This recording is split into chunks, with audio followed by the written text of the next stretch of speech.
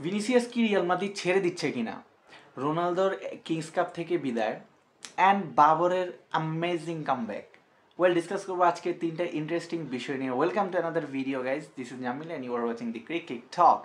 So তিনটা interesting খবরের নিয়ে ডিসকাশন করা হবে আজকের এই ভিডিওতে। প্রথম যেই ডিসকাশনটা হবে সেটা অবশ্যই ক্রিস্টিয়ানো রোনালদোকে নিয়ে। সৌদি আরবে ক্রিস্টিয়ানো রোনালদো যখন যায় তখন রোনালদোর একটা অ্যাম্বিশন ছিল যে সেখানকার কাপগুলো রোনালদো নিবে। রোনালদোর যেই পাস্ট হিস্টোরি আছে সেই জায়গার ভিতরে রোনালদো প্রত্যেকটা জায়গায় কিন্তু কাপ অর্জন করেছে, যেই লিগগুলোয় খেলছে, হোক সেটা ইংলিশ প্রিমিয়ার লিগ, হোক সেটা লা লিগা, হোক সেটা সিরিয়া এ লিগ। সো সব জায়গার ভিতরে ক্রিস্টিয়ানো রোনালদোর কাপ থাকলেও এখন পর্যন্ত কিন্তু সেইভাবে করে কাপ জিতা হয়নি ক্রিস্টিয়ানো রোনালদোর আল নাসিরের সাথে। সো গাইজ সেখান থেকে কিংস কাপে কালকে আল ইতিহাদের সাথে দেখা হয়েছিল ক্রিস্টিয়ানো রোনালদোর, অ্যান্ড অনেক রকম কমপ্লেন করতেছিল যে ক্রিস্টিয়ানো রোনালদোর যেই টিমটা রয়েছে সেই টিমটাতে সেভাবে ডিফেন্সের প্লেয়ার ছিল না বা তাদের মিডফিল্ডে সেরকম ছিল না, যার কারণে রোনালদো হয়তো কাপ জিততেছিল না। বাট কালকে যে টিমটা ক্রিস্টিয়ানো রোনালদো মানে নিয়ে নেমেছিল সেই টিমটা কিন্তু ক্যাপেবল ছিল জিতার জন্য। বাট গাইজ না, সেরকম কিছুই হয় নাই। 2-1 ব্যবধানে আসলে ক্রিস্টিয়ানো রোনালদো আল নাসির কিংস কাপ থেকে আউট হয়ে গিয়েছে। সো বলা যায় যে একটা ডিসঅ্যাপয়েন্টমেন্ট ক্রিস্টিয়ানো রোনালদোর জন্য, বিকজ অবশ্যই এই জায়গা থেকে ক্রিস্টিয়ানো রোনালদো চাইছিলেন যে কিংস কাপে টিকে থাকতে, but Al Etihad much better football খেলছে অ্যান্ড আল নাসিরকে আউট করে দিয়েছে। বাট আমার কাছে অনেক শকিং করছে যে আল নাসির এত সুন্দর ফ্রন্টলাইন অ্যাটাক নিয়েও কীভাবে তারা ম্যাচটা জিতে নেয়। সো গাইজ এটা ছিল ফার্স্ট বিষয় যেটাতে ক্রিস্টিয়ানো রোনালদো অবশ্যই চাইবেন সৌদি আরবে কাপ জিতার জন্য, কারণ অথবা সৌদির যেই লিগ সেই লিগটাও জিতার জন্য। সো সেই জায়গা থেকে আল হিলালের কারণে লিগটা জিততে পারে না ম্যাক্সিমাম টাইম আল নাসির। সো গাইজ এই ছিল মোটামুটি ক্রিস্টিয়ানো রোনালদোর বিষয়। সেকেন্ড বিষয় আসবো হচ্ছে আমাদের ববস, আচ্ছা ববসকে নিয়ে কথা বলার বিষয়।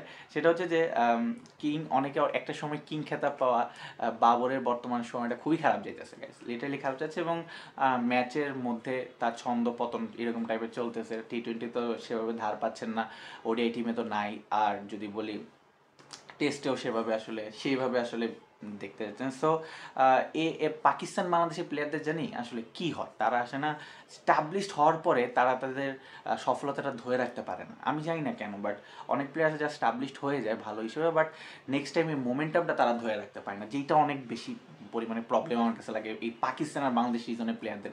ভাই ভাই এমনি এমনি তো আর বলা হয় না, তাদের দুইজনের প্লেয়ারগুলো যখন একটু স্টাবলিশড হয় বাট একটা মোমেন্টে গিয়ে তারা আসলে সেভাবে আর স্টার, তাদের যে তকমাটা সেটা ধরে রাখতে পারে না।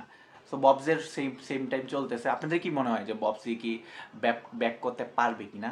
Let me no in comment section. But সবচেয়ে ইন্টারেস্টিং যে বিষয়টা নিয়ে সেটা নিয়ে কথা বলা উচিত, সেইটা হচ্ছে is that Vinicius junior leave Real Madrid? Guys, আমরা দেখেছি লাস্ট যে লালিগা ম্যাচটা ছিল, অর্থাৎ আমাদের এল ক্লাসিকো, সেই জায়গার ভিতর ভিনিসিয়াস জুনিয়রকে যখন সাব আউট করা হয় সাবস্টিটিউশন, সেই সময় ভিনিসিয়াস রাগের মাথায় বলেছিলেন যে ধুর আমি খেলবই না এই ক্লাবের হয়ে। এবং আমরা দেখতেছিলাম যে কোনো একটা কথা বলতেছিলাম, পরবর্তীতে মিডিয়ারা সেটা প্রকাশ করে যে ভাই সে বলছে যে সে খেলবে না, দূর এই ক্লাবের হয়ে খেলবো না।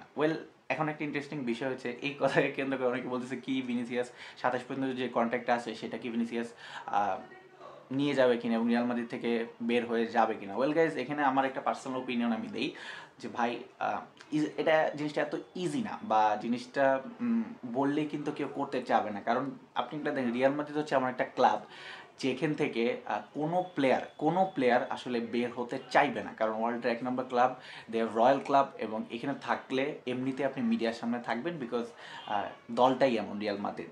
সো গাইজ, এরকম বড় বড় যেসব টিমগুলো সেখান থেকে এরকম আপরাইজিং স্টার যেসব প্লেয়ারগুলো আছে তারা কিন্তু ইজিলি বের হয় না, কারণ তাদের ক্যারিয়ারের একটা বিষয় আছে এবং তারা আসলে জ্বলে উঠতে না পারলেও যতক্ষণ পর্যন্ত ক্লাবরা তাদেরকে নিয়ে কনসিডার না করে ততক্ষণ নিচ থেকে কেউ বের হইতে আমি এরকম খুবই কম দেখছি প্লেয়ার। সো ওইটা একটা রাগের মাথার কথা ছিল বিকজ অফ জাভি আলোনসোনের সেই সাবস্টিটিউশনটা। বাট গাইজ, জাভি আলোনসন এমনভাবে ইগনোর করছে যেন ভিনিসিয়াস নাই, ভিনিসিয়াস সাবস্টিটিউশন করছে মানে সে নাই, একদম টোটালি আউট।